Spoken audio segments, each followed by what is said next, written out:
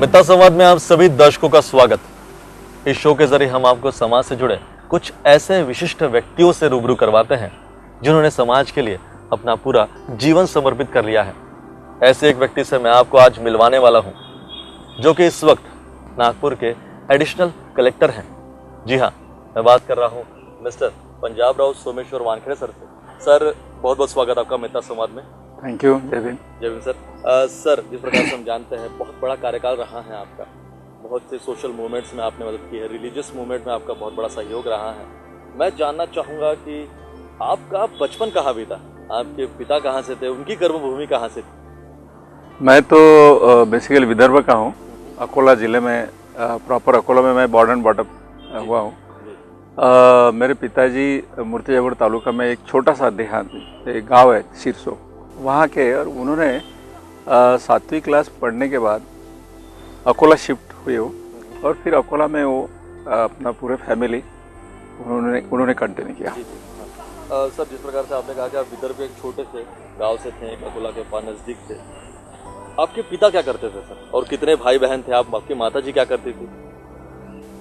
मेरे पिताजी class 4 servant थे कलेक्टर ऑफिस में। क्या बात? और मेरी माता जी अनपढ़ थी। हम 4 भाई बहन हैं, 2 बहनें मेरे से बड़ी, मैं उसके बाद में मेरा छोटा भाई। तो हमारे पिताजी ने एक ख्याल रखा कि हम हमारे पढ़ाई पे, जो मतलब डॉक्टर बाबा साहब अम्बेडकर का जो पढ़ने के लिए वो इंस्पायर हो गए पढ़ाने के लिए, और हमारे पिताजी ने एक ही किया कि हम चारों भाई बहनों को पढ़ने के बारे में कोई भी कॉम्प्रोमाइज़ नहीं किया। पढ़ाते रहे, जो भी खर्चा आ रहा है पढ़ने में लगाते रहे, कभी रोका नहीं? कभी रोका नहीं। बाकी सभी चीज़ें वो हमको अलाउ करते थे, कुछ भी कह रहा तो वो कुछ उसका माइंड नहीं करते थे, सिवाय पढ़ाई। अगर एक दिन भी हमारे में से कोई स्कूल में नहीं गया तो वो बहुत गुस्सा होते थे। क्या बात मतलब वो देखते होंगे कि किस प्रकार से कलेक्टर ऑफिस में अफसर जो पढ़ लिख कर आते हैं वो पढ़े लिखे होते थे, तो कहीं ना कहीं उनका भी सपना होगा कि मेरे बच्चे भी पढ़े लिखे और आज मैं जहाँ हूँ वहाँ वो आए अधिकारी बनकर। शायद ऐसा ही कुछ सपना हो उनका। जी हाँ, मेरी बड़ी बहन सिस्टर है, वो तो 1962 में टीचर बनी थी। क्या बात है? हाँ, अभी वो ईडीआई करके रिटायर हो गई। उससे छोटी बहन है, वो 70 में पोस्ट ग्रेजुएट हुई थी। उसके बाद में मुझे पढ़ाई के लिए पिताजी ने नागपुर भेजा पोस्ट ग्रेजुएशन के लिए। तो आप पहली बार नागपुर आए तब अकेले? जी हाँ, मैं अकेला। तो कैसा महसूस कर रहे थे परिवार से इतने दिनों बाद, इतने दिन लोग अकोला में रहने के बाद नागपुर आना पड़ा पढ़ने लिखने के लिए? पहली बार तो मैं फर्स्ट टाइम अकोला छोड़ के नागपुर आया था, कोई सिटी में गया था। तो नागपुर को देखने के बाद तो मैं बहुत ही ये हुआ कि इतना बड़ा शहर में मैं कैसे रह पाऊंगा। कोई भी अनुमानता व्यक्ति और बच्चा यही सोचेगा कि यार इतना बड़ा शहर, और तब नागपुर एक बड़ा शहर ही था। जी हाँ, लेकिन यहाँ पढ़ते पढ़ते ऐसा हुआ कि हमारे पिताजी का रिटायरमेंट हुआ और हमारी हालत एकदम खराब हो गई। तो मुझे फिर स्ट्रगल करना पड़ा कि मुझे इन एनी केस नौकरी या जॉब चाहिए था। तो आप रहते कहाँ थे जब पढ़ाई कर रहे थे? यहाँ मैं हॉस्टल में रहता था हमारे दोस्तों के साथ। फिर अनुमानता खर्चा कितना आता था वहाँ? करीबन 200 या 225 महीना हमारा। तो पिता से कुछ खर्चा आ पाता था? पिताजी भेजते थे। पिताजी हमको काम करना अलाउ नहीं कर देते, क्योंकि काम करने से पढ़ाई डिस्टर्ब होंगे। क्या बात? तो वहाँ काम करने में मेरे पिताजी तो खुद काम करते थे, लेकिन मेरी जो माँ है वो खुद मजदूरी करने खेतों पे जाती थी, और आते आते फिर चूल्हा में जलाने के लिए लकड़ी इकट्ठा करके वो इतनी मजदूरी करती थी कि हमारे बच्चे अच्छे पढ़ाई में उनको कुछ डिस्टर्बेंसेस ना आ रहा। कभी काम करने के लिए हमारे पिताजी ने अलाउ नहीं किया हमको। मतलब ऐसा कह सकते हैं कि पिताजी ने आपको जहाँ तक सहयोग किया, पर माताजी का भी एक बहुत बड़ा सपोर्ट रहा आपके और आपके भाई बहन के जीवन को एक सही राह दिखाने में। माताजी का बहुत बड़ा सहयोग रहा। हमारे पिताजी की जो सैलरी थी उसमें हमारा नहीं गुजारा होता था, लेकिन जब पिताजी अकोला में आए तो हमारे गांव से कई रिश्तेदार ऐसे ही कि जो हमारे घर में वो लेके आते थे, तो उनकी भी पढ़ाई के लिए प्रयास करते थे। तो परिणाम स्वरूप ये होता था कि हमारी जो पिताजी की सैलरी थी वो भी कम गिरती थी, क्योंकि मेंबर्स बढ़ते थे, लोग बहुत रहते थे, लोग बढ़ते थे। फिर माँ को मजदूरी करना ही पड़ता था, थोड़ा सहयोग करना ही पड़ता, सहयोग करना पड़ता था घर चलाने के लिए। सर, संघर्ष है ही, जहाँ तक मैं देख पा रहा हूँ कि आपके जीवन में भी, कि पिता के 4 बच्चे हैं और रिलेटिव्स थे जिनको वो पढ़ाना भी चाहते थे थोड़ा बहुत, आपकी पढ़ाई थी, बहनों की पढ़ाई थी, वो सबको मैनेज कर रहे थे, पर कहीं ना कहीं आप शायद उनको न्याय दे रहे थे।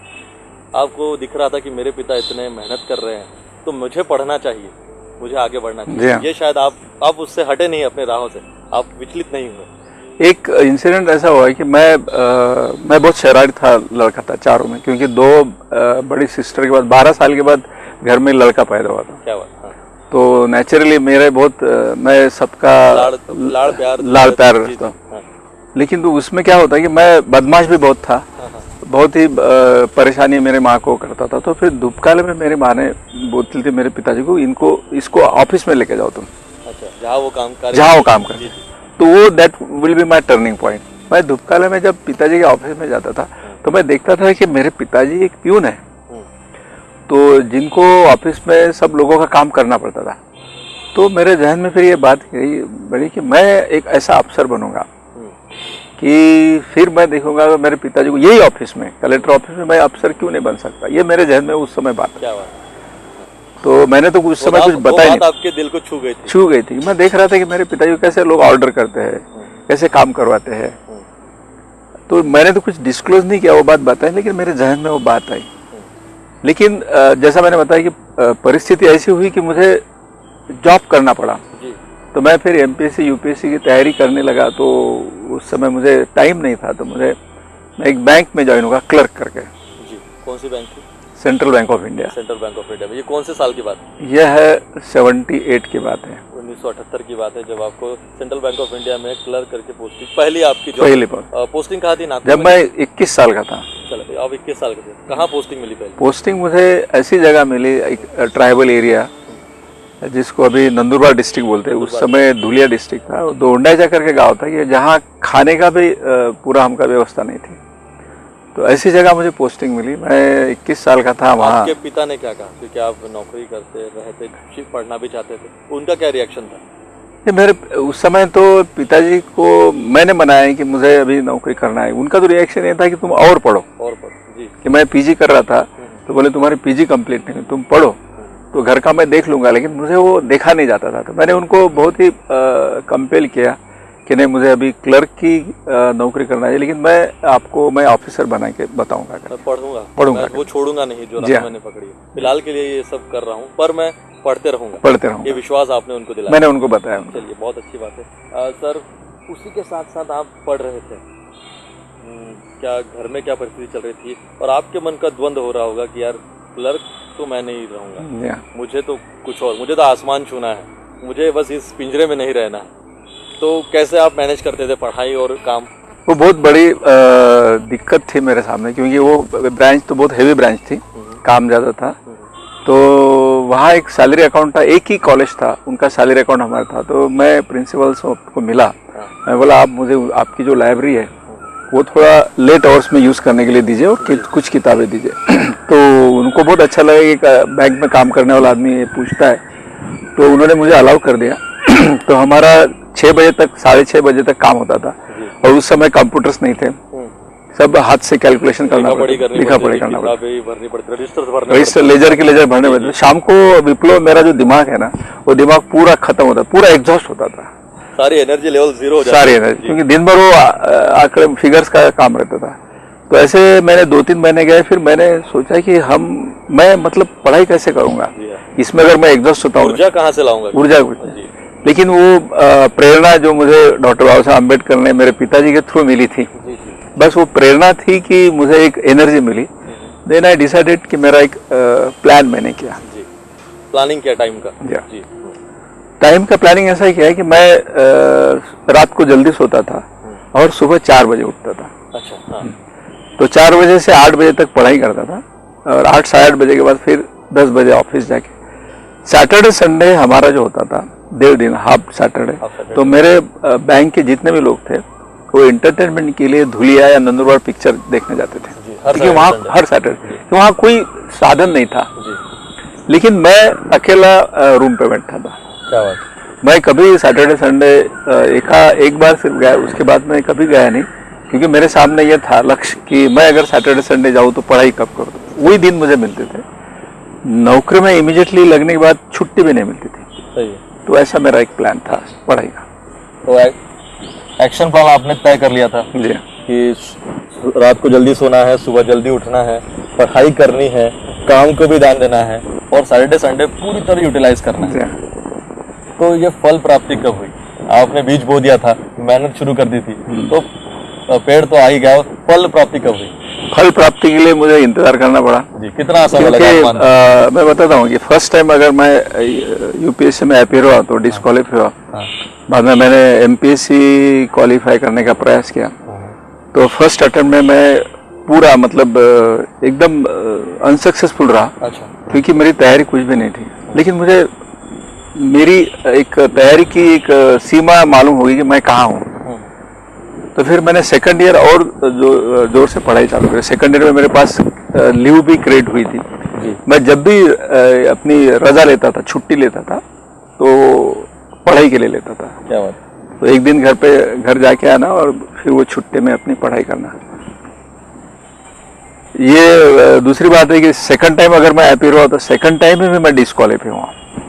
तो मतलब मेरे 2 अटेम्प्ट गए, तो मैं तो बहुत निराश हुआ था कि मैं इतना मेहनत करने के बावजूद अगर मुझे सक्सेस क्या हो रहा है मेरे साथ। जी। तो मुझे हर समय ध्यान आता था कि डॉक्टर बाबा साहब अम्बेडकर 18 घंटे पढ़ाई करते थे। जी। तो मैं कितना पढ़ाई करता हूँ? जी। तो मैं तो उतनी पढ़ाई नहीं करता। जी। तो फिर मैंने अपने आप को और ढाल दिया उस मेहनत में और जोर से पढ़ाई करना चालू कर दिया। तो थर्ड अटेम्प्ट में मुझे एमपीएससी में मैं क्वालिफाई हुआ। तो मुझे तहसीलदार की ऑफर हुई। तो मेरे पिताजी तो उस समय मैं अभी भी देख सकता हूँ कि वो इतने खुश हुए, बहुत खुश हुए। तो मैं फिर शान से गया ऑफिस में और मेरे मैनेजर को बोला कि सर भाई मैं क्लर्क का मैं राजीनामा देता हूँ। जी। तो उन्होंने मुझे समझाया है कि वो बोले आप वहाँ स्टेट गवर्नमेंट में आपको पैसा कम मिलेगा, यहाँ आप एजीएम कर जाए। क्योंकि मैं बहुत छोटी उम्र में लग गया था। जी जी। तो यहाँ आप एजीएम बनेंगे, आप एजीएम, आपको मालूम नहीं बोला ये वानखड़े आप गलत कर रहे, वहाँ आपको प्रमोशन के चांसेस। फिर मैंने उनको बताया कि मुझे एजीएम का मेरा एम नहीं है जी। मेरा एम है कि ऐसी पोस्ट करना जैसे बाबा साहब ने बताया कि महाराजा जागा क्या। जी सही है। एडमिनिस्ट्रेशन में जाइए, तब जाकर आप सिविल सर्विस में अगर जाऊंगा, यहाँ मैं कितने लोगों का भला कर सकता हूँ। मैं मैनेजर तब जाकर आप समाज के लिए कार्य कर पाए। जी हाँ। तो मैंने उनको समझाया, तो वो बोले आप पूरा सोच नहीं रहे वानखड़े। उन्होंने बताया, तो मैंने उनको बोला साहब मेरी पूरी सोच बराबर है। सर मैं बहुत बढ़िया सोच रहा हूँ, ऐसा ही आपने जवाब दिया। सर मैं और भी बहुत सी चीजें आपसे जानूंगा, मगर एक छोटे से ब्रेक के बाद। दर्शकों कहीं जाइएगा मत, हमारे नागपुर के additional collector mister Panjabrao Wankhede sir से और भी बातचीत करेंगे, मगर इस छोटे से ब्रेक के बाद। पिताजी को तो उसका इम्पोर्टेंस नहीं था, मतलब क्या पोस्ट है क्या है, लेकिन जब हम फर्स्ट टाइम मैं ज्वाइन हुआ तहसीलदार करके, जब उन्होंने देखा मेरा इतना बड़ा क्वार्टर, बड़े सर्वेंट, सारा तामझाम देखा तहसीलदार।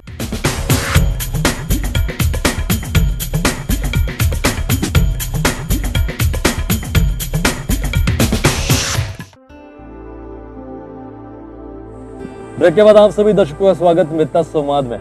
हम बातचीत कर रहे हैं नागपुर के additional collector mister Panjabrao Wankhede sir से। सर ब्रेक पे जाने से पहले आपने मुझे बताया कि किस प्रकार से आपका सफर रहा, बचपन कहाँ बीता, आपके पिता के बारे में आपने मुझे बहुत सी बातें बताई, आपके माता जी का आपके प्रति कितना प्यार था वो आपने बताया, आपने किस प्रकार से एमपीएससी की परीक्षा पास की वो भी आपने बताया, किस प्रकार से संघर्ष आपको करना पड़ा खुद से, परिवार से, समाज से, फिर भी आपने जहाँ तक निरंतर अथक प्रयत्नों से वो हासिल भी किया। सर मैं पूछना चाहूँगा, आप तहसीलदार बन चुके थे, आप जहाँ तक अपने गांव आए, माँ बाप को जहाँ तक ले गए साथ अपने, कैसा लग रहा था उस समय, कैसा महसूस कर रहे थे? और उसी के साथ साथ मैं ये भी पूछना चाहूँगा आपसे कि जब मैं अपने बहुत से मित्रों से मैं मिलता हूँ जो ऐसे ही कार्यकाल पर, ऐसे ही पदों पर हैं अभी, और वे कहते हैं कि हमें रूल्स के हिसाब से चलना पड़ता है, हमें रूल ब्रेक नहीं कर सकते। तो क्या आपने भी कहीं ऐसा इंसिडेंट हुआ कि जहां आपने गवर्नमेंट के रूल्स को ब्रेक न करते हुए भी लोगों को मदद की? जी हाँ, पहली बात तो मेरे माँ पिताजी बहुत खुश हुए जब मुझे तहसीलदार करके अपॉइंटमेंट मिला। जी। मेरे माता जी को तो उसका इम्पोर्टेंस नहीं था, मतलब क्या पोस्ट है क्या है, लेकिन जब हम फर्स्ट टाइम मैं ज्वाइन हुआ तहसीलदार करके, जब उन्होंने देखा मेरा इतना बड़ा क्वार्टर, बड़े सर्वेंट, सारा तामझाम देखा तहसीलदार का क्या होता है जी, देन वो रियलाइज हुआ उनको कि मेरे पिताजी कहते थे अच्छा। तो फिर मेरा एक सफ़र चालू हो गया। सफ़र में मुझे यही मैं समझ में ये था मेरा कि मैं अगर एडमिनिस्ट्रेटिव पोस्ट पे सिविल सर्विस से आया हूँ तो मैं सिर्फ सरकारी काम करते करते हमारे सोसाइटी की तरफ ध्यान देके यहाँ कुछ कर सकता हूँ क्या, अपने दायरे में रहने के बाद। ऐसे बहुत सारे इंसिडेंट है कि जहाँ दायरे में रहने के बाद भी लेकिन कोई भी नियम या कोई भी प्रावधान कानून का उल्लंघन न करते हुए हमने बहुत सारे काम करते थे। जैसा कि जब मैं देखता था लैंड ग्रांट केसेस रहती थी तो हमारे कुछ लोगों के अनअटेंडेड केसेस रहती थी, उनको कुछ आवाज़ नहीं था, उनको कुछ वॉइस नहीं थी। तो फिर मैं जो भी डिप्राइव्ड क्लास के लोग के केसेस है वो प्रायोरिटी से करता था, तो उनके तरफ अच्छा मैसेज जाता था। एक इंसिडेंट मैं आपको बताता हूँ सोशल वेलफेयर डिपार्टमेंट का, जहाँ मैं डिप्यूटेशन पे जॉइंट डायरेक्टर था। तो एक लड़का था कि उसको फॉरेन स्कॉलरशिप मिली थी, लेकिन उसमें एक कंडीशन थी कि आपने 20% एडवांस अमाउंट देना चाहिए उस यूनिवर्सिटी में फॉरेन की। जी। तो जीआर ऐसा था कि पूरे 100% वो ज्वाइन होने के बाद देना चाहिए। तो जीआर में ऐसा नहीं था, नियम में ऐसा नहीं था, लेकिन उस लड़कों को हम विप्लव, मैं आपको बता दूं कि जब समाज में काम करने लगते हैं तो हमको सपोर्ट भी मिलता है समाज। जी, वो तो कई हाथ आगे आते हैं, मतलब कई हाथ आगे। तो आपके जैसे लोगों को मैंने अपील किया कि अरे इस लड़के को अपन 5 लाख रुपए अगर एडवांस दे दिए तो इसका एक करियर बन सकता है। तो समाज में से कुछ दोस्त आए, उन्होंने उसको लोन दे दिया और उसको अपन विदेश भेज सके। क्या बात है। जीआर में ऐसा नहीं था। जी हाँ, गवर्नमेंट रूल में ऐसा प्रावधान नहीं था, पर आपने समाज से एक हेल्प ली और उस बच्चे का भविष्य अच्छे तौर पर, अच्छे राह पर ले जाने के लिए मदद की। जी हाँ। और कुछ ऐसे केसेस आप बताना चाहेंगे, क्योंकि मुझे पता है आपका कार्यकाल महाराष्ट्र में बहुत सी जगह रहा, बुल्ढाना में आप रहे, वाशिम में रहे, मुंबई में रहे, पूना में रहे, अभी आप फिलहाल नागपुर में हैं।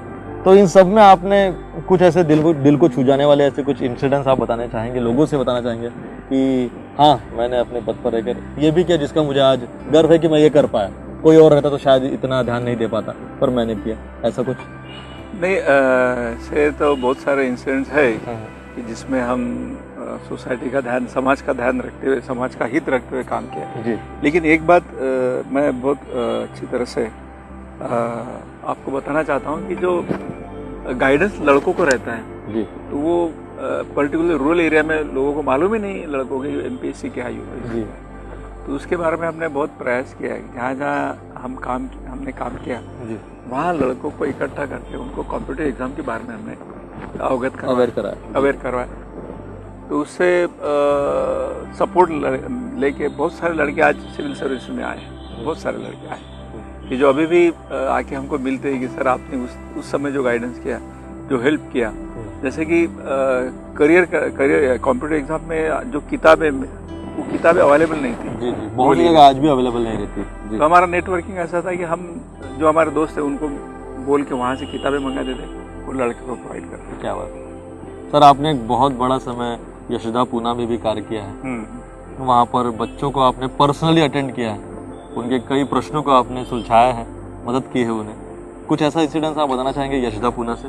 यशोदा पूना में मुझे एक चांस मिला कि डॉक्टर बाबा Saheb Ambedkar computer examination centre है जी, जो social welfare justice department, social justice department का है और बार्टी के तहत वो चलता है जी। तो मुझे एक चांस मिला कि मैं वहाँ, वो सेंटर जब ओपन हुआ तो उसका फर्स्ट डायरेक्टर करके मैंने ज्वाइन किया। वहाँ एससी और ओबीसी के लड़के भी थे।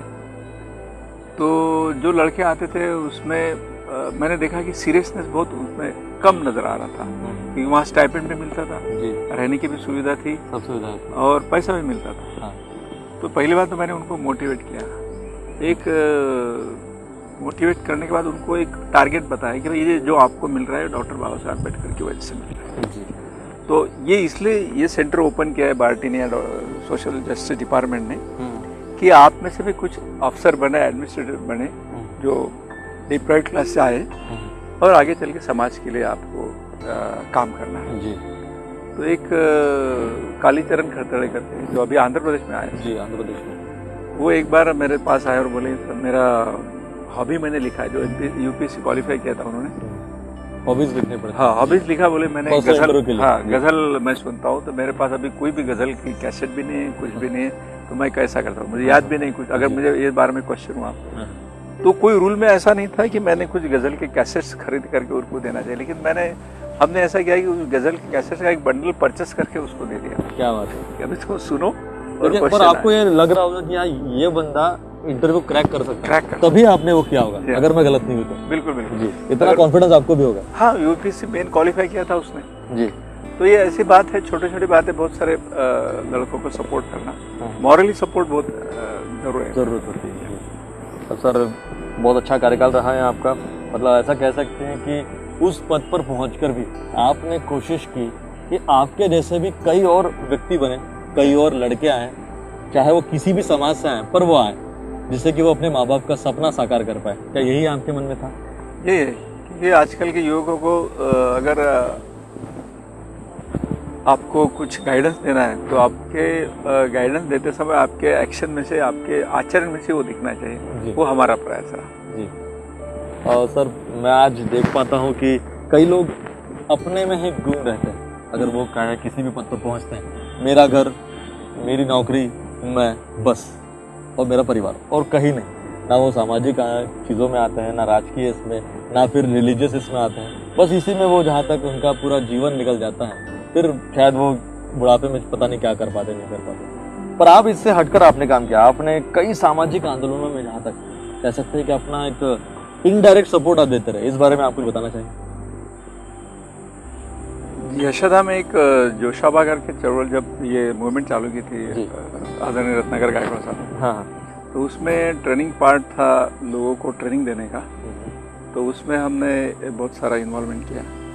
दूसरी बात ये एक अच्छी कि एक फाइनेंशियल सपोर्ट के लिए एक फाइनेंशियल इंस्टीट्यूट हमको चाहिए, तो पूना में हमने बहुजन हिता एक पत्र संस्था निर्माण की, तो उसमें हमने ऑफिस आवर्स के बाद जाके हर ऑफिसर्स के साथ कांटेक्ट करके उनसे शेयर्स खरीदी करवा के एक अच्छी संस्था हमने निर्माण करने का प्रयास किया। उसमें प्रयास में मेरा एक कंट्रीब्यूशन है।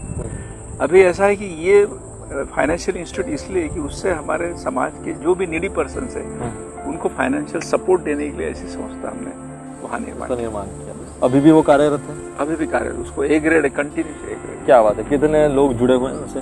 कम से कम 2500 लोग वहाँ उनमें जुड़े हैं, और हर एजीएम में ये एक रिजोल्यूशन पास किया जाता है कि जो भी हमको डिविडेंड, जो भी प्रॉफिट का शेयर उनको मिलता है शेयर होल्डर्स को, तो उसमें से 5% या 10% सोशल कंट्रीब्यूशन करके अलग दान में देते हैं। क्या बात है। सर एक और चीज़ है, बाबा साहब अम्बेडकर कहते थे कि हमें 20वां हिस्सा जो है वो समाज को, जहाँ तक समाज की उन्नति के लिए देना चाहिए, समाज के लिए देना चाहिए। इस पर आप क्या टिप्पणी देंगे, और आपने क्या आप इसको फॉलो करते थे? बस एक मेरा पर्सनल क्वेश्चन, अगर आप जवाब देना चाहें तो। ये तो हम फॉलो करते थे, जितने भी इवेंट्स से हम जुड़े थे, तो मैं उसके बारे में डिटेल में आपको बताऊंगा कि कैसे इवेंट्स हमने नागपुर में चालू कर। चलिए बस नागपुर का जैसे आपने जिक्र किया, मैं आपसे वो भी सारी चीज़ें पूछूंगा। नागपुर में आपने बहुत सारे कार्य किए हैं, दीक्षा भूमि से जुड़े हुए, युवकों से जुड़े हुए, अपने धर्म से जुड़े हुए, जहाँ तक कह सकते हैं बहुजनों से जुड़े हुए, आपने संविधान से जुड़े बहुत से कार्य किए। मगर इस छोटे से ब्रेक के बाद, दर्शकों ब्रेक के बाद जानेंगे नागपुर में किस प्रकार से कार्य किया है मिस्टर पंजाब राव वानखेड़े सर ने, जो कि एडिशनल कलेक्टर है नागपुर के। मिलता है छोटे से ब्रेक के बाद। मुझे कुछ बताइए। पूना में अभियान चालू किया था माननीय रत्नाकर जी गायकवाड़ साहब ने। हर संडे हम बिहार में इकट्ठा हुए थे। अभी कम से कम 15 साल हो गए हम हर संडे।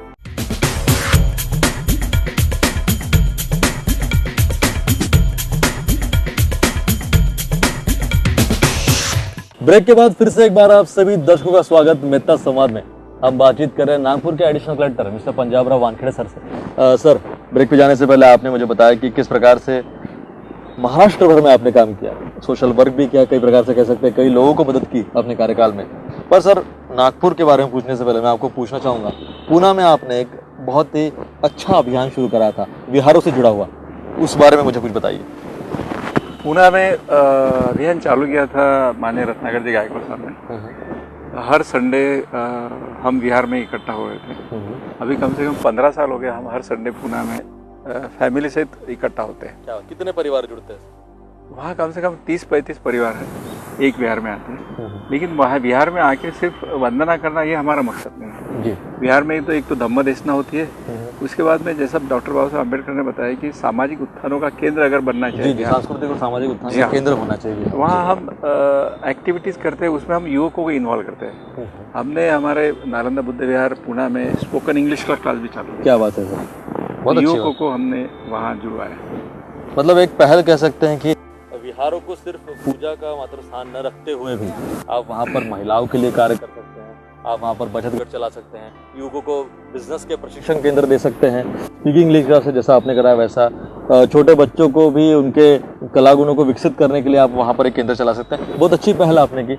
सर मैं वापस आऊँगा अपने मूल सवाल पर कि जो मैं पूछना चाहता था आपसे कि नागपुर में आप इधर एक डेढ़ साल से हैं, एक अच्छा कार्यकाल आपका नागपुर में भी रहा है, आपकी कर्मभूमि नागपुर भी रही है जहाँ तक मैं जानता हूँ आपको। आपने एक अभियान चलाया था धम्म संदेश इस नाम से, उससे बहुत से युवक आम से जुड़ रहे हैं। मैं उस अभियान की संकल्पना और क्या कार्य होता है थोड़ा सा उस बारे में मुझे बताइए। शुरू से हमने डिसाइड किया हमारे ग्रुप में जितने भी लोग हैं, मतलब ये तो काम अकेले का नहीं है कि युवकों पर काम करना।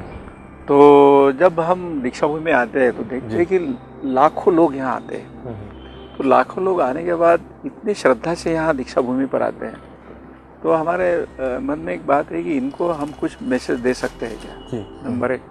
नंबर 2, इन लोगों को ये बात बतानी जरूरी है कि आप काय के लिए यहाँ आते, क्यों आते हैं दीक्षा, क्या मकसद क्या है आपका जी। हाँ। तो ये दिमाग में ये आइडिया आ गई, ये कल्पना आ गई, उस पर काम करना चालू कर दिया। 3 साल से हम दीक्षा भूमि से धम्म संदेश ये अभियान हमने चालू कर दिया जी। तो धम्म संदेश ये अभियान आपने दीक्षा भूमि में शुरू कर दिया, पर जहाँ तक मुझे पता चला है कि 3 साल में कई ऐसे बहुजन समाज से जुड़े हुए हैं और अदर ओबीसी, एसटी, एनटीज, कुछ बैकवर्ड्स, सभी प्रकार से लोग सभी जगह से युवक आपसे जुड़ रहे हैं और उनको एक केंद्र बनाकर आप उन पर कुछ अच्छे चीज़ें, उन पर पथनाट्यों के जरिए और भी चीज़ें आप कर रहे हैं।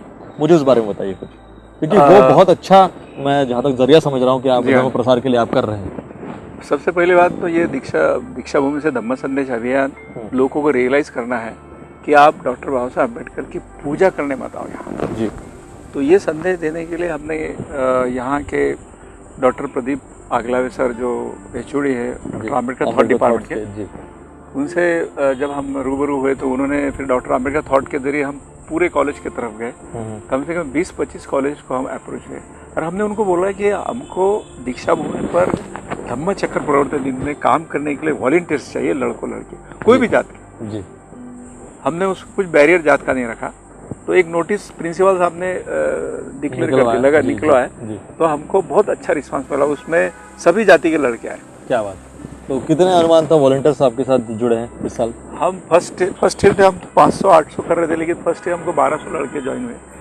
तो ये 1000 लड़कों पे हमने काम किया।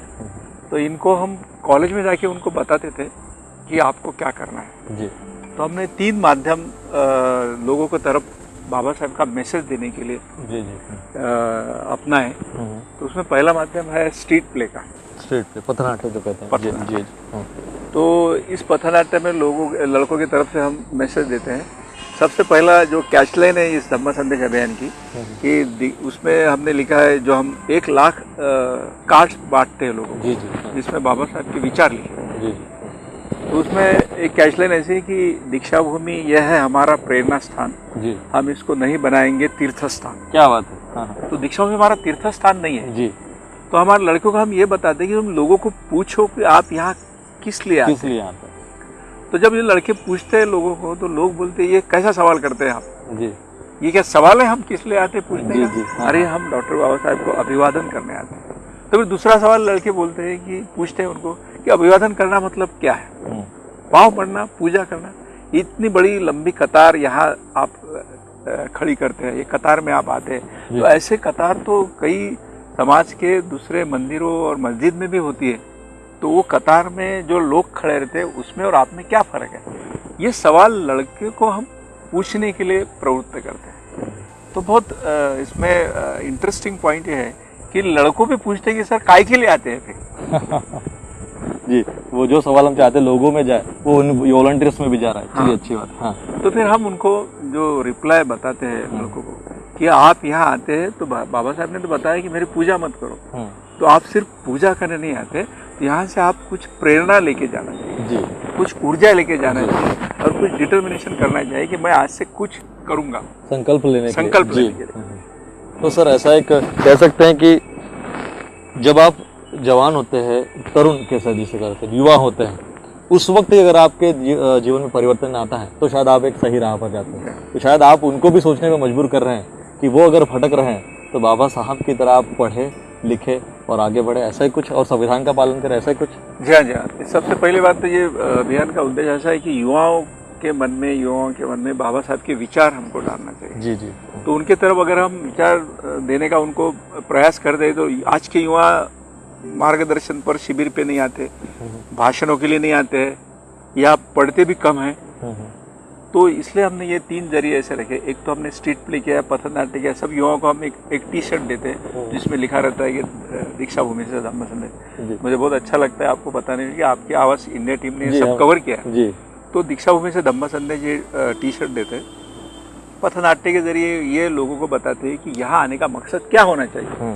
दूसरी बात, हम 1 लाख से 2 लाख एक कार्ड डिस्ट्रीब्यूट करते हैं जिसमें बाबा साहब के विचार, उसे हम संकल्प कार्ड बोलते हैं, संकल्प पत्रक, वो बांटते हैं लोग। कुछ संकल्प आप बताना चाहेंगे?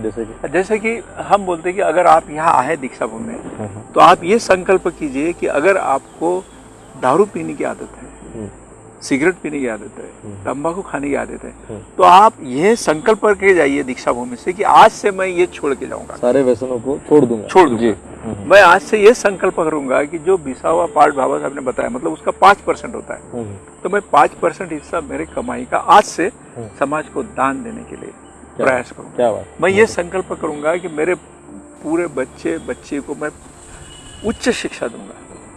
मैं ये संकल्प करूंगा कि मेरे में जो अहम है, जो पूरे सार्वजनिक काम में बाधा आता है, वो अहंकार मैं यहाँ से निकालूंगा। क्या बात। मैं ये संकल्प करूंगा कि मैं हर संडे, बाबा साहब ने बताया इसलिए बुद्ध विहार में जाऊंगा। ऐसे हम संकल्प बताते हैं, वो संकल्प कार्ड। मतलब बाबा साहब की 22 प्रतिज्ञाओं से जुड़े ही कुछ ऐसे संकल्प जिनकी आज जरूरत है, उनकी भी जरूरत है बाबा साहब की प्रतिज्ञाओं की, तो हमें जीवन में ढालनी ही चाहिए। पर युवकों के लिए जो जरूरत हो, वैसे 15 आपने चुनकर ऐसे कुछ 15-16 आपने संकल्प वहाँ पर दिए हैं। चलिए सर, बहुत अच्छी बात है। सर, आपने एक और अभियान दीक्षा पर चलाया था कि सारे वो प्ले कार्ड्स लेकर वो बच्चे खड़े थे। हाँ, ये उसका एक पार्ट है। सभी द्वारों पर, चारों द्वारों पर वो खड़े होकर वो ज्यादा कुछ संदेश वहाँ लिखे हुए थे, उस बारे में कुछ बताइए। तो कुछ संदेश अगर आप क्या लिखे थे वो भी बता पाएंगे। 3 माध्यम जो हमने चुने, एक तो स्ट्रीट प्ले का। तो स्ट्रीट प्ले में लड़के बताते कि बाबा साहब के विचार। दूसरा माध्यम हमने बताया, जो मैंने बताया कि संकल्प कार्ड हम डिस्ट्रीब्यूट करते हैं, 1 लाख 2 लाख, वो लड़कों के जरिए लड़के खड़े रहते हैं। और तीसरा माध्यम हमने बाबा साहब की जो विचार है वो प्लैक कार्ड में लिखकर खड़े रह के, लड़के खड़े रह के वो प्लैक कार्ड हाथ में लेके खड़े रहते हैं। ये पूरा अभियान हमारा सुबह 8 से दोपहर के 3 बजे तक चलता है। क्या बात। 3 बजे के बाद रश होती है तो लड़के लड़कियां हमारे खाना खा के निकल जाते हैं। वो जो प्लाकार्ड लेके खड़े रहते हैं, वो पूरे दीक्षा भूमि परिसर में आपको 500 लड़के लड़कियां देखेंगे। जी। तो उसमें बाबा साहब के विचार रहते हैं, जो आने जाने वाला वो पढ़ता है कि जैसा कि मेरे कथनी और करनी में एक समानता होना चाहिए। मतलब मैं जो बोलूंगा ना वही करूंगा। एक ही चेहरा होना चाहिए, 2 चेहरे नहीं होने चाहिए। लोग बोलते बहुत है और करना कम है।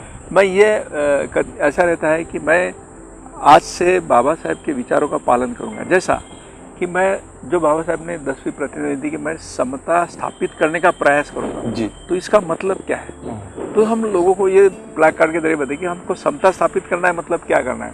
तो मतलब ये करना है कि आज भी हमारे समाज में हम सब बोलते हैं कि हम बौद्ध है, लेकिन आज भी दुर्भाग्यवश बात है कि हमारी जो सब कास्ट है उसमें हम आइडेंटिफाई करेंगे, ये लाड़वन है, ये भावनी है, ये सोमस है। हमारी रोटी बेटी के व्यवहार भी हम उसमें करते हैं। तो ये युवकों को अगर हम समानता बताने चाहिए तो ये जरिया है कि हमने समता पहले हमारे में स्थापित करना चाहिए। तो ये समता कैसे स्थापित करना है, तो हमने खुद से शुरुआत की। जी, सही कहा। हमको अभी बौद्ध और बौद्ध करके ही हमारी पहचान होना चाहिए। हमारे पुराने जो रीति रिवाज और उन सबको छोड़ देना चाहिए, वो छोड़ दें। हम ये बता दें कि हम क्यों ना हम रोज शाम को, लड़के बोलते हैं उनको, रोज शाम को खाना खाने के पहले सभी फैमिली के मेंबर्स इकट्ठा होके त्रिशरण पंचशील घर में बोलना चाहिए। जरूर। ये संदेश हम लोगों को देते हैं, लड़कों को देते हैं। हमारे इसमें जो विषमता है, वो विषमता हमारे में जो है, वो पहले विषमता खत्म करो, बाद में हम दूसरे धर्म का भी आदर करेंगे। दूसरे धर्मों को भी बौद्ध धर्म जब तुम बताएंगे नहीं, तो जो द्वेष है, जो हेट्रेट है, वो हम कितने नस्लों में पर्कुलेट करना चाहते हैं। जी, सही है। जो हेट्रेड हमारे में कास्ट और रिलीजन की वजह से हुआ है, ये जो आज की पीढ़ी है, ये पीढ़ी में कितना मायने रखता है, तो ये पीढ़ी में हम वो नहीं ट्रांसफॉर्म नहीं होना चाहिए। इसलिए हम ये पीढ़ी को बौद्ध धर्म का जो संदेश है वो धम्म संदेश अभियान के तहत। बहुत बहुत अच्छा बात है सर, आप बहुत अच्छा कार्य कर रहे हैं। सर, जिस प्रकार से आपने कहा कि हम लोगों को बौद्ध धर्म के क्या है चीज़ें बताना चाहते हैं, बौद्ध धर्म के अनुसार आप जीवन व्यतीत करें यहाँ बताना चाहते हैं। सर, एक और चीज़ मैंने नोट की कि आप बौद्ध धर्म के जो उत्सव हैं, महत्वपूर्ण दिन हैं, उनको सेलिब्रेट कैसे करना, उनको कैसे मनाना, ये भी आप जहाँ तक लोगों को बता रहे हो उस बारे में कुछ बताइए। एक बात मैं आपको और ऐड करना चाहूँगा धम्म संदेश अभियान की, जी, कि ये धम्म संदेश अभियान में जितने 1000-1200 लड़के हर कास्ट के आते हैं, उनको हम हर साल सर्टिफिकेट देते माननीय वाइस चांसलर के हाथ से जी। तो उसमें एक लड़का फर्स्ट ईयर में आया था, वो उसने जो 2 बात बताई, तो वो आके माइक में बताया कि मैं एक ब्राह्मण समाज का लड़का हूँ जी।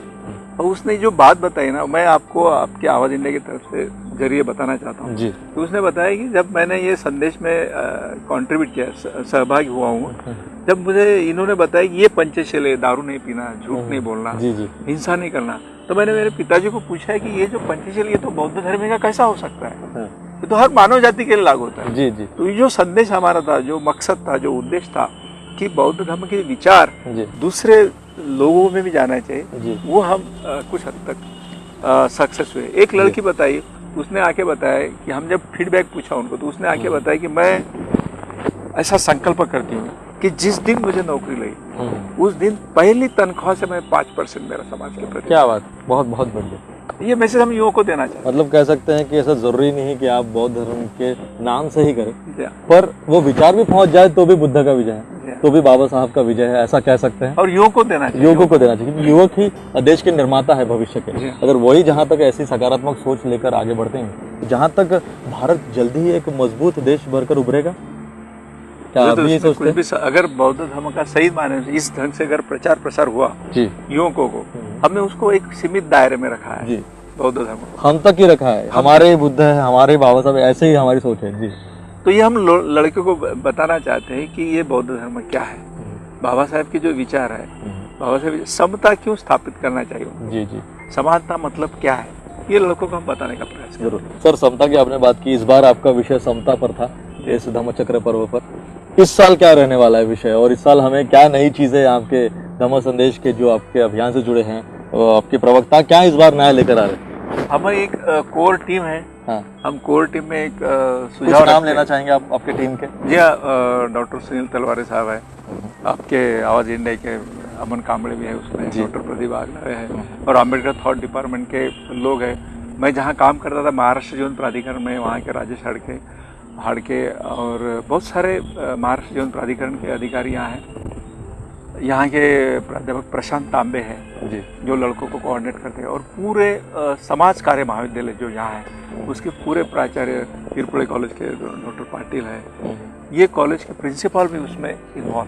क्या बात है, मतलब बहुत बड़ी टीम है। आप बता रहे थे कि इस साल क्या नया होने वाला है जी? हम इस साल जो अगले साल डॉक्टर बाबा साहब अम्बेडकर की 125वीं जयंती, पूरा विश्व उसका इंतजार कर रहा है जी। तो हम इस बार लड़कों को ये बताना चाहते हैं कि बाबा साहब की जो जयंती है हम किस तरह से सेलिब्रेट करते हैं आज की तारीख में जी, और 15 साल 20 साल पहले किस तरह से सेलिब्रेट होती थी, 25 साल पहले किस तरह से सेलिब्रेट होती थी, आज किस तरह से सेलिब्रेट की जाती है, और नेक्स्ट टाइम में आने वाले साल में हमने बाबा साहब को अभिवादन करने के लिए किस तरह से सेलिब्रेट करना चाहिए। उसके उदाहरण के स्वरूप मैं आपको बताना चाहता हूँ जी जरूर, कि बाबा साहब को खुद को ये मंजूर नहीं था कि उनका बर्थडे लोगों ने सेलिब्रेट करना चाहिए जी। जब 50वां बर्थडे बाबा साहब का सेलिब्रेट करने का विचार हुआ तो उन्होंने मना कर दिया था कि मेरा बर्थडे मत सेलिब्रेट करो, मुझे भगवान मत बनाओ। तो वो ध्यान में रखते हुए हमने लोगों को बताया कि जैसा हम लोगों को बोलते हैं कि आज की जब भीम जयंती है हम 3D सेलिब्रेट करते हैं। 3D का मतलब हम लोगों को बोलते हैं, पहली डी बोले तो डीजे, दूसरी डी बोले तो दारू, और तीसरी डी बोले तो डांस।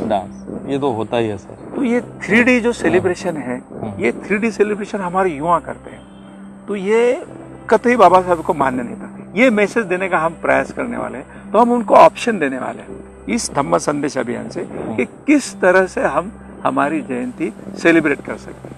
मिसाल के तौर पर मैं आपको बताता हूँ कि हम पुणे में गए 3-4 साल से एक ऐसे कंपटीशन करते हैं, इसका फर्स्ट प्राइज 15,000 रुपये है। वो ऐसे कंपटीशन सारे जाति जमाती के लोगों का है। उसके जो सब्जेक्ट चुने जाते हैं वो बाबा साहब के किताबों पे आधारित करते हैं कि तुम आओ बाबा साहब का किताब पढ़ो, मतलब बाबा साहब के विचार ग्रहण करो और तुम ऐसे निबंध स्पर्धा में भाग लो। क्या बात। दूसरा प्रयास हम ये बनना चाहिए कि अगर बाबा साहब खुद को आखिर तक विद्यार्थी समझते थे तो क्यों ना हम बाबा साहब की जयंती के दिन 14 घंटे पढ़ाई करेंगे। इसमें हम पूना के 20 कॉलेज के लड़के पार्टिसिपेट करते हैं। तीसरा हम ये बताते हैं कि क्यों एक ही समय पे हम डॉक्टर बाबा साहब अम्बेडकर की भीम जयंती के दिन एक ही समय पे बौद्ध वंदना करके सेलिब्रेट क्यों नहीं किया। क्या बात है, बड़ी संख्या में। तो बड़ी संख्या हमने अपने विहार को जी जी तो विहारों का नेटवर्किंग कैसे करना चाहिए, विहारों को सामाजिक उत्थान का केंद्र कैसे बनाना चाहिए, कौन से एक्टिविटी विहार में लेना चाहिए और बाबा साहब की भीम जयंती, बाबा साहब की जयंती किस तरह से सेलिब्रेट करना चाहिए, ऐसे ऑप्शन हम इस धम्म संदेश अभियान में युवकों के सामने रखने का प्रयास करेंगे। सर, अभ्यासिका के भी एक नई कंसेप्ट आप लेकर आए हैं नागपुर में, उस बारे में हमें कुछ बताइए। ये अभ्यासिका का कंसेप्ट हमारे जो एक कलीग है प्रशांत रोकड़े जो IRS ऑफिसर है, इन्होंने अमरावती में चालू कर दिया। उसका नाम है राष्ट्रपिता महात्मा ज्योतिबा फुले अभ्यासिका। क्या बात है। तो वही कंसेप्ट जो अमरावती में सक्सेस हुआ है तो वो नागपुर में हमने चालू कर दिया। उसका एक बात ऐसी है, अभ्यासिका मतलब अभ्यासिका तो बहुत सारे हैं, इस अभ्यासिका का एक वैशिष्ट्य ऐसा है कि हम अनूठापन क्या है, इसमें हम लड़कों की इंटरव्यू लेते हैं। तो हम ये करते हैं कि ये अभ्यासिका बौद्ध विहार में चालू होना चाहिए। अच्छा। तो यहाँ नागपुर में आज 5 अभ्यासिका हमने चालू। तो ये इंटरव्यू किन बच्चों के होते हैं और उनमें क्या पूछा जाता है? हाँ, तो सबसे पहले हम विहारों को भेंट देते हैं, विहारों को मिलते हैं, विहारों के कार्यकारिणी को मिलते हैं। जो विहार में एक बौद्ध विहार के बाजू में अगर हॉल उपलब्ध है तो हॉल में अभ्यासिका चालू कर देते हैं। अच्छा। आजू बाजू में रहने वाले सब फैमिलीज को हम एक हैंडबिल के जरिए बताते हैं कि अभ्यासिका का मकसद क्या है जी। तो हम एक इंटरव्यू के दिन लड़कों को बुलाते हैं और ये अभ्यासिका एक सबसे बड़ी अच्छी बात यह है कि इसमें दो वक्त वंदना ली जाती है, क्या सुबह और शाम। अच्छा है। हाँ। और कम से कम 10 घंटे कंपलसरी लड़कों ने पढ़ाई करना चाहिए। इसमें एक पैसा भी हम लड़कों से लेते हैं। ऑन द कंट्री हम किताबें उनको अवेलेबल कर देते हैं और कोचिंग भी देते हैं। क्या बात। अब इस अभ्यासिका में हम लड़कों का चयन कैसा करते हैं, हम उनको कोई भी एकेडमिक क्वेश्चन नहीं पूछते इंटरव्यू, हम उनकी एक सामाजिक दायित्व की क्या भावना है इसको परख लेते हैं क्वेश्चन करके कि फॉर एग्जांपल आप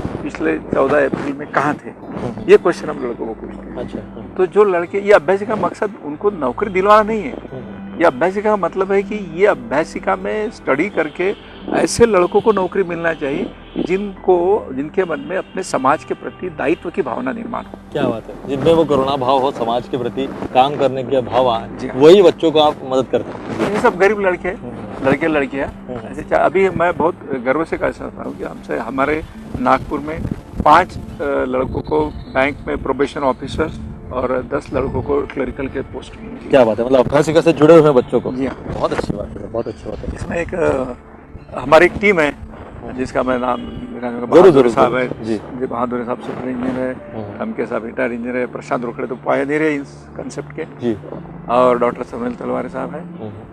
बहुत सारे ऑफिसर्स इसमें इस पर जुड़े हुए हैं और इस पर कार्य कर रहे हैं। सर, बहुत बहुत शुक्रिया हमसे बातचीत करने के लिए। मित्रता संवाद में आपने बहुत से आपसे जीवन से जुड़े हुए पहलुओं को हमारे सामने रखा और आपने बताया किस प्रकार से आपका कार्यकाल रहा, परिवार आपका रहा, आपने किस प्रकार से अपने वर्किंग में आपने काम किए हैं और उसके बाद बाकी स्पेयर टाइम में भी आपने किस प्रकार से सामाजिक और कह सकते हैं कि धार्मिक आंदोलनों में आपका सहभाग रहा है और जिस वजह से कह सकते हैं कि आने वाली पीढ़ी के लिए आपने एक सही मुकाम उनको बता के रखा कि हाँ भाई ये फॉलो करिए तो आप शायद जीवन में आप उन्नति की ओर जा सकते हैं। तो बहुत बहुत शुक्रिया हमसे बातचीत करने के लिए। जय भीम। जय भीम। तो दर्शकों, ये थे मित्रता संवाद में आज हमारे साथ नागपुर के additional collector mister Panjab Rao Wankhede ji, जिनसे खास बातचीत की हमने मित्रता संवाद में। ऐसी एक शख्सियत से मैं आपको रूबरू करवाऊंगा अगले एपिसोड में। तब तक देखते रहिए मित्रता संवाद, सिर्फ और सिर्फ आवाज इंडिया पर।